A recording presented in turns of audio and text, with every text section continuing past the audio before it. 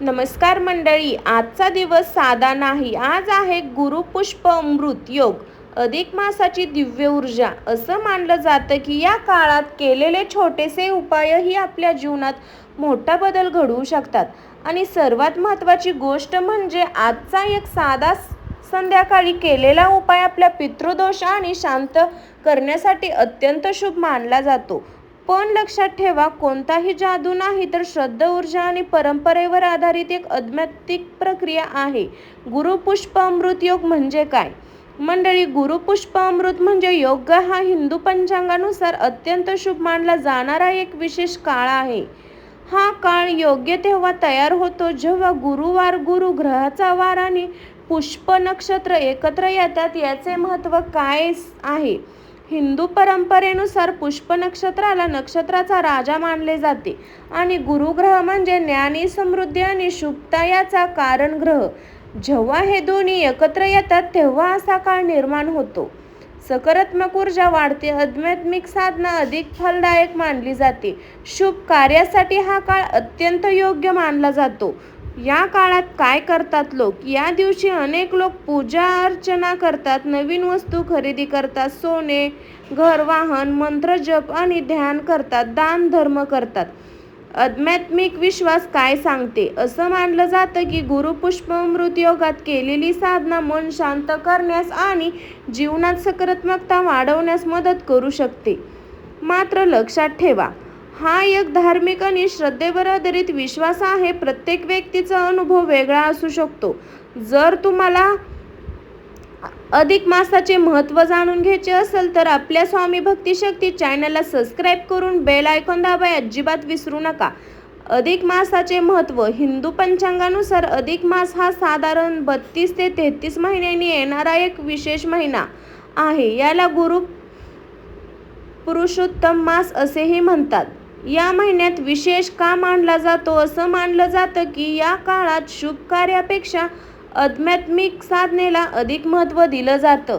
मन शांत करण्यासाठी हा सर्वोत्तम काळ मानला जातो. भक्ती, जप, ध्यान आणि दान याचा प्रभाव वाढतो.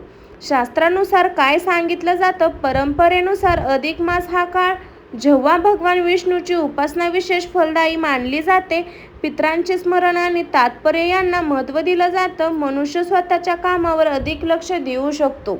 लोक या महिन्यात काय करतात? या काळात अनेक भक्त रोज दिवा लावतात, विष्णू सहस्रनाम किंवा मंत्र जप करतात, गरजूंना दान करतात, उपवास किंवा सात्विक जीवनशैली स्वीकारतात.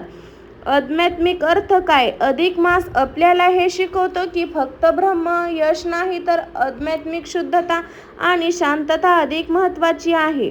हा काळ स्वतःकडे पाहण्याचा, चुका सुधारण्याचा आणि मन स्थिर करण्याचा मानला जातो.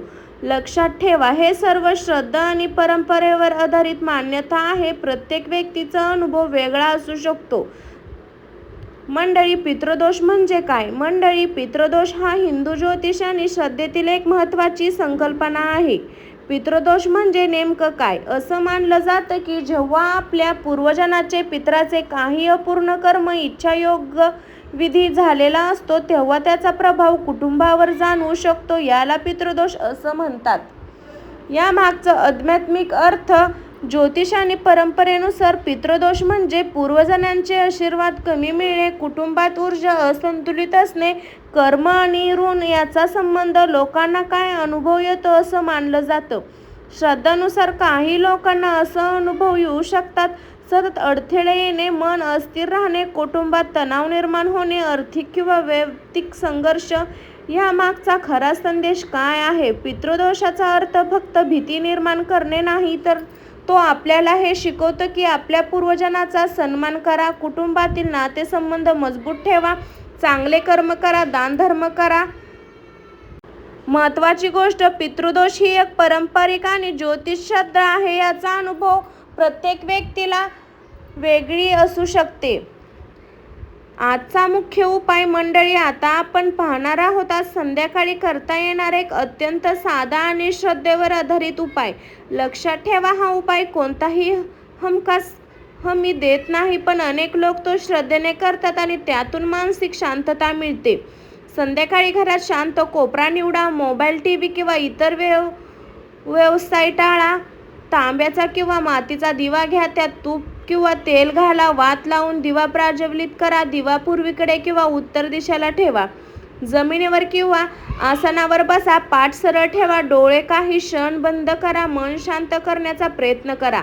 मनात आपल्या पूर्वजनांचे स्मरण करा. कोणतेही गुंतागुंत न करता फक्त श्रद्धेने प्रार्थना करा. आता हा मंत्र जप करा. ओम नमो भगवते वासुदेवाय हा मंत्र 11 वेळा 21 वेळा जपायला चालू करा. मनापासून म्हणा, माझ्या पूर्वजनांनी शांत लाभो, माझ्या घरात सुख शांतता समृद्धी नांदो. शेवटी दिवेला नमस्कार करा. काही क्षण शांत बसा. कोणताही घाई गडबड न करता मन हलकं करा. पुन्हा लक्षात ठेवा, हा उपाय श्रद्धा आणि मानसिक शांततेसाठी आहे. प्रत्येक व्यक्तीचा अनुभव वेगळा असू शकतो. मानसिक परिणाम आणि श्रद्धेचा प्रभाव. मंडळी, आता सर्वात महत्त्वाचा भाग समजून घेऊया. हा उपाय किंवा अशी आध्यात्मिक साधना करताना सर्वात मोठा बदल कुठे होतो? बाहेर नाही, तर आपल्या मनात. श्रद्धेचा मनावर होणारा परिणाम. जेव्हा एखादी व्यक्ती पूर्ण श्रद्धेने प्रार्थना करते तेव्हा तिच्या मनात नकारात्मकता विचार कमी होतात. भीती आणि चिंता हलकी वाटू लागते. मनाला एक प्रकारची शांतता मिळते. मानसिक स्थिरता वाढते. दिवा लावणे, मंत्रजप करणे आणि शांत बसणे या प्रक्रियेमुळे श्वास हळू होतो, शरीर रिलॅक्स होतं, मेंदूला शांततेचे सिग्नल मिळतो. त्यामुळे मन अधिक स्थिर वाटू लागतं. श्रद्धेचा खरा प्रभाव काय आहे? श्रद्धा म्हणजे अंधविश्वास नाही, तर ती मानसिक शक्ती आणि सकारात्मक विचाराची ऊर्जा. जेव्हा माणूस विश्व ठेवतो तो काहीतरी चांगलं होणार आहे, तेव्हा तो स्वतःच्या कृत्यालाही बदल करतो. सकारात्मक ऊर्जा कशी जाणवते? अनेक लोक सांगतात की अशा स्थानेनंतर मन हलकं वाटतं, घरात शांत वातावरण जाणवतं, झोप सुधारते, विचार स्पष्ट होतात. महत्त्वाची गोष्ट, हे परिणाम प्रत्येक व्यक्तीसाठी वेगळे असू शकतात. हे कोणतेही वैज्ञानिक हमी नसून श्रद्धा आणि अनुभवावर आधारित समजत आहे. जीवनात दिसणारे संकेत. मंडळी, असं मानलं जातं की जेव्हा एखादी व्यक्ती श्रद्धेने प्रार्थना, जप किंवा पितृस्मरण करते तेव्हा तिच्या जीवनात काही सूक्ष्म बदल किंवा संकेत जाणवू शकतात. मात्र लक्षात ठेवा, निश्चित नियम नाही, तर लोकांचे अनुभव श्रद्धेवर आधारित निरीक्षण आहे. मन हलकं वाटणे. अनेक लोक सांगतात की अशा साधनेनंतर मनातील ताण कमी होतो, विचार अधिक स्पष्ट होतात, आतून शांतता जाणवते. घरात शांत वातावरण. काही वेळा लोकांना असे वाटते की घरातील वाद कमी होतात, वातावरण अधिक शांत, सकारात्मक वाटते, मनात स्थैर्य वाटते. श्रद्धेनुसार काही लोकांना असे अनुभव येतात, कामामध्ये कमी अडथळे, निर्णय घेणे सोपे वाटणे, गोष्ट सहज होत आहे असे वाटणे. काही लोक सांगतात की पूर्वजनांचे स्वप्न येणे, जुन्या आठवणी जाग्या होणे, भावनिक हालचाल जाणवणे. साधना केल्यानंतर उत्साह वाढतो, नकारात्मक विचार कमी होतात, आत्मविश्वास वाढल्यासारखे वाटते. पुन्हा एखादा महत्त्वाची गोष्ट, हे सर्व अनुभव व्यक्तिनिहाय बदलू शकतात. हे कोणतेही निश्चित किंवा वैज्ञानिक परिणाम नाही, तर श्रद्धा आणि मानसिक स्थिरतेवर आधारित समज आहेत. कोणती काळजी घ्यावी? मंडळी, अशा आध्यात्मिक उपायाचा विचार करताना सर्वात महत्त्वाची गोष्ट म्हणजे समजूतपणा आणि संतुलन. कोणतीही गोष्ट नक्की होणारच अशी भीती किंवा अतिविश्वास जाऊ नका. प्रत्येक गोष्ट अनुभव, परिस्थितीत किंवा कर्मावरही अवलंबून असते. श्रद्धा ठेवा, पण वास्तव विसरू नका. पूजा, जप, प्रार्थना करा, पण त्याचबरोबर तुमचे प्रयत्न, मेहनतही महत्त्वाची आहे. उपाय करताना मनावर ताण घेऊ नका. लवकर काहीतरी घडेल अशी घाई करू नका. शांत मनाने साधना करा. सोशल मीडियावर मिळणारे प्रत्येक गोष्टी खरी असेल असं नाही. परंपरा समजून घ्या, पण अचूक माहितीवर विश्वास ठेवा. भीतीऐवजी अशी ठेवा, नकारात्मक विचारापासून दूर राहा. कुटुंब आणि नात्यामध्ये प्रेम वाढवा. आध्यात्मिक उपाय हे मानसिक शांती आणि श्रद्धेसाठी असतात, ते जीवनातील प्रत्येकाची जागा घेत नाही. मंडळी, आता हा व्हिडिओ सर्वात खोल अर्थ आपण समजून घेऊया. खरा आध्यात्मिक अर्थ काय आहे? आपल्या शास्त्रामध्ये, परंपरेमध्ये एक गोष्ट नेहमी सांगितली जाते, देव तो फक्त ब्रह्मपूजा पाहत नाही, तो आपल्या मनाची भावना पाहतो. श्रद्धेचा खरा आधार. जेव्हा आपण दिवा लावतो, मंत्र जपतो किंवा प्रार्थना करतो, तेव्हा खरी शक्ती त्या प्रतिक्रियेला नसते, तर ती असते आपल्या श्रद्धेत, आपल्या भावनेत, आपल्या मनातील शुद्ध हेतूमध्ये. जीवनाचा संदेश ही संपूर्ण आध्यात्मिक शिकवण आपल्याला सांगते की राग कमी करा, प्रेम वाढवा, क्षमा करा आणि मन शांत ठेवा. कर्माचं महत्त्व. अनेक वेळा आपण उपाय शोधतो पण विसरतो की आपली आजची कृतीच उद्याचे भविष्य घडवते.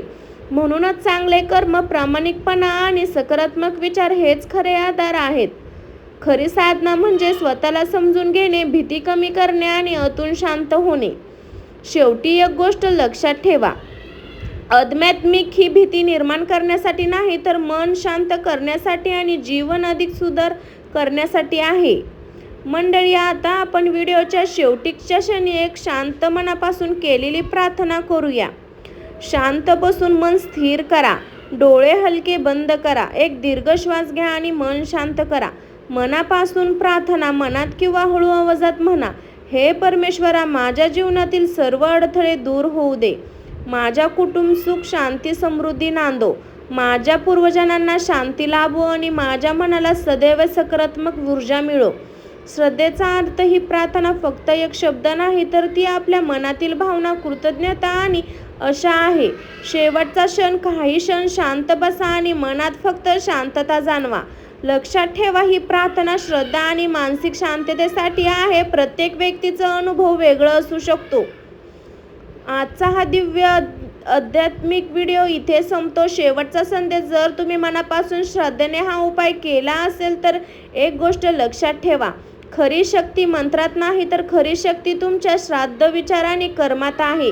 आजचा हा वेळ दिल्याबद्दल मनापासून धन्यवाद.